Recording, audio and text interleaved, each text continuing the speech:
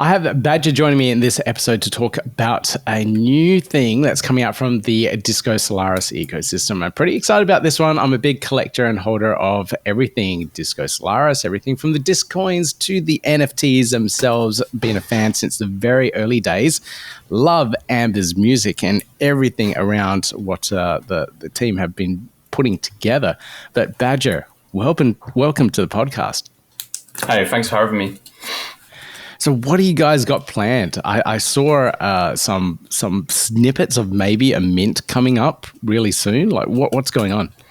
Yeah, so it's our second collection. We're calling it the Mobius Pioneers. And we've been working on this probably since October across various aspects. So there's actually a collaboration between 3 different teams bringing this together. So there's the core of Discosolaris. There's the Silk Toad, which is going to be kind of the interface in which you interact with the collection. And then there's Adagachi, who they're the guys who built all the backend. Effectively, the reason for this is it's going to be quite different in that it's effectively we're thinking of it as being fully customizable. So rather than just getting like your NFT and that's it, you will get what we call a naked, which is kind of like a classic NFT. It comes pre-built with certain traits, but it doesn't have any like outfit on. And then all of the hats, the jackets, the clothes, for example, all the different kind of things to set up, they're all separate NFTs. And then you can collect from, I think we've got about 900 different traits overall right now. Wow. You can collect from them. Yeah, exactly. And, put them together and build like the perfect profile picture. And then on top of that, what we have done is these are all like separate NFTs that you bring it together. And then we've got a system through smart contract where you can then like combine them all, bulk them into one asset, and you can then move that all around as one. That is majorly cool. So build your own PFP NFT for the Mobius Pioneers, but you have to collect all the assets to build it up. Is that correct? Yeah, kind of. So we setting it up so you can do whatever you want, right? You could maybe just mint like one trait, or you can mint what we call like trait packs and see what you get out of it. So we kind of like trying to change the scope. One thing we're doing differently, which I guess is going to be quite a big difference, is there's not actually a set like limit on the amount of NFTs that can come out. So we're thinking it more in terms of like almost like an RPG game where everything's more based off rarities, and maybe we could have, for example, like seasons of different kind of traits. We can provide like special perks for holders of the original collection, whether that be like discounts or unique options for certain traits that wouldn't come out on the through the mint process. That is majorly cool. Now I'm just trying to get into my head like how the rarities work. Like with the current collection, you have like a certain traits that are really rare and you just can't get them. But here I'm envisaging that you could possibly still mint some of those like rare ones, or is there like a limited number of some of those rarer traits or something?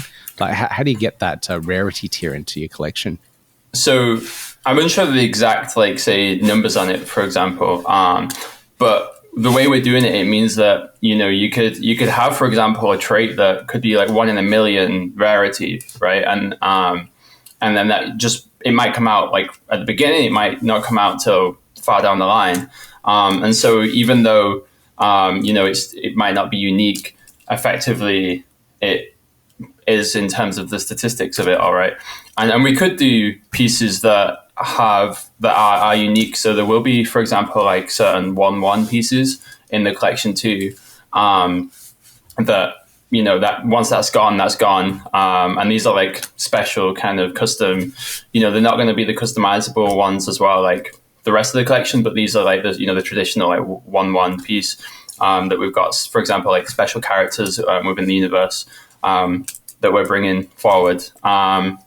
And so we kind of trying to like change the whole mindset on the way that the rarity works, right? Where it's like, in another collection, if there's a rare piece left and oh, well, there's 10 left to mint, then you've got a much higher chance, the chance on the rarities is going to be the same, like no matter if it's day 1 or day 10. And then, we can, I imagine there'll be pieces, right, that just don't come out for a period of time, and then when they do come, the community will be like, oh my God, like this whatever piece, I've never seen that before. And that's because it hasn't been seen at all, right? That is majorly cool. Is this like using the new SIP 68 NFT standard, or are you mashing together something else that's a bit more custom through your platforms and partners that you're working with? As far as I'm aware, everything is on the previous SIP, but there is elements that have been like custom built for this. As I'm not the dev, I may be wrong, right? On this whole thing, there's about like 10 different developers who've been working on it over time. So it's not just a case of like interfacing back and forth with one person. There is multiple teams that have been working to bring this to life. So apologies if I'm not correct on that one, guys. But I don't think it's SIP 68, though there is like scope for doing things like that in future. Yeah, majorly cool. I love like trying to work out the tech behind this, and because like one side it's all this creativity that you guys bring together and the ideas and concept, but like how on earth do you pull it all together? So especially when you're using Cardano, it's a little bit different, a little bit new, and some of these ideas haven't ever been done before. So it's really cool how you guys all approach it. One thing that was actually like quite a big developmental issue, as far as I'm aware, was like building like a random engine, right? Because previously, right, you're just pulling from a pool of like pre-made NFTs. But this one, every time someone mints a naked, like the engine builds like a custom NFT for that. And then so there has to be like a on-demand like random generator that works and puts it out onto chain. Yeah. And then cool. Obviously as well, like then another like random aspect for when people are minting the traits. And as far as I'm aware, it does kind of work like a loot table system from like an RPG or an MMO kind of game. That it's so cool. I love borrowing all those aspects from gaming and stuff, and bringing it into the ecosystem with NFTs. I can't wait for this collection to come out. When is the mint date? What are the details? Like, how do we get access and stuff? Is there a whitelisting or anything? So there's not going to be any whitelist aspect, but it's June 15th, so anyone can take part. And then there will be various kind of levels of discounts to kind of act rather than like a whitelist. People who are already collectors, they will have perpetual discount from if they just hold an original disco forever, throughout the whole collection. But I believe it will be a stronger discount at the start, just to kind of like bring that forward momentum, right, and get people, because I think what's very important is try and get people using these systems that have been built so they can learn like how it all works, and trying to encourage that as soon as possible, so that stress test, but also just like I think one thing that's going to be a challenge with this collection that we're really excited to see how people take on is because it's so different, right? Like it's not just the case of you send off, you get something random, and then that's it. There's this interactive element that we don't want to just like have the collection now and then leave it. We really want to take it forward into the future. So, there may be, things that, for example, like we could retire certain traits out of the collection. We could bring new ones in. It could be seasonal things. We want to long-term like link it in with quests and so on, and maybe special events, things like that. Maybe there's ways that you could earn access to, like, for example, like a hat and so on. Like, for example, one thing that we have a lot of people like build within our community, and we referred to them as architects, and we made like an NFT and distributed them to people, and it was a badge, and in my mind at the time it was like, oh, here's a badge that you could put onto your NFT, but then you'd have to manually do it into like Photoshop and so on. But this like opens up an opportunity, right, where we could reward people in the community traits, which then through the system just can like get put onto the NFT rather than like having to, traditionally manually like, well, I'm going to edit the things that I want onto my PFP. We could build that all in. Majorly cool. I don't think I would ever want to sell one then. It's when you customize it to that kind of level and you have all these badges that you've earned, or traits that you've earned for being a part of the community, why would you ever want to sell your asset? You want to kind of keep on to one of those just to have forever. Yeah, I mean, one thing that I actually see as a possibility, right, is like there could be people who are so in touch with the collection and they know everything that they could almost be like a digital fashion designer, right? Like maybe they've got the right eye for knowing, like, through all these many hundreds of traits, they could like bring together all these pieces, and then in the system they could bundle it, and then rather than having to send someone like 10 different NFTs and then you put them together yourself, it comes like pre-bundled, and then they could list it, they could trade it, they could gift it to someone. Whatever they want, someone could do that, right? And that's something that like I've seen in, for example, like World of Warcraft. Like they have this way where you can like, they call it transmogging, but you can like customize your gear to look different, even though the stats are the same. And there's people out there who like, they like stand out because they got this really cool like looking set of gear. And people in the community like kind of look at them and try and copy it. They're almost like the trendsetters, even though everyone theoretically, if they have like enough time in this game, could end up with all the same pieces. Just being able to like bring the right bits together, I think it is definitely like it's not for everyone. And then some people may like want to, maybe buy off them or use their services. Like I love the idea of having someone who's just, that kind of digital fashion person. Yeah, I think I'm on the lazy side. I'll probably just buy one, off the market that I think looks good, as opposed to like collecting all the traits and piecing them together. Now, with those, I'm just trying to understand that a little bit more. Like, if I collect all those traits and then put something together, do those trait NFTs get burnt and used up, or can I reuse them again on another NFT as well? Yeah, so I mean, it's up to you, right? You could just leave them on separately and have them separate. But the system in itself, if you choose to put them together, as far as I'm aware, they get locked up together, but then, they can be separated. It's not like they're burnt, they make the PFP. It's that they're like held together, and then that could just be moved around easier. But then if you so wanted, someone may say, oh, I really want that hat, and then you can just pull it off, send it, or you may want to switch the hat yourself. It's not there forever. It's not burnt. It's your asset to use as you wish. So one thing that's actually I'm quite excited for is so the Silk Toad, who we're working with, as kind of like the minting, and long term actually they're building a marketplace too for this, which I believe they're quite far along the way. They've got a dedicated team for this. One thing that the aim is for is within imagine like the dressing room, to have like a marketplace aspect too. So, you're like dressing up your new Discosolaris character and you're in the market for a jacket, rather than like, trying to remember what your character looks like and then, jumping on the NFT market. You could pull in things from the market there and then try them on and then buy it within that system, and then you will get the NFT. Really cool. Okay, I've played many RPGs before, and having that kind of interaction is a massive time saver. So I absolutely love that aspect as well. I actually haven't seen it in RPG, so. That's a really cool addition, and the guys at Silk Toad are doing some really cool dev work. So you guys are lucky that you've partnered up there and doing some really cool things. Yeah, I mean they came from within the Discosolaris ecosystem, right? So the guys who run the Silk Toad are actually the people who originated Discoin. So effectively, Silk Toad is almost kind of built to be a use case for Discoin, and everything they do, even if they in future, partner with other projects, I believe they may have some in the pipeline longer term. Everything is going to be to support that Discoin ecosystem.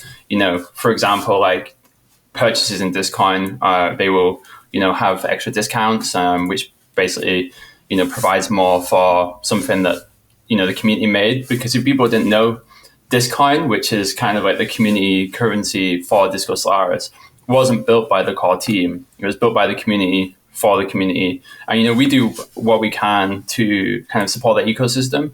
But, it didn't come from within, and there was no like insider allocation or anything. Although one thing we have done is we've pledged 10% of the income from this collection to Discoin liquidity, just to kind of keep that like feedback loop to support the community and the transactions and so on that go on with it. Crazy. I do love those community aspects and how the community's taken off and just doing their own thing.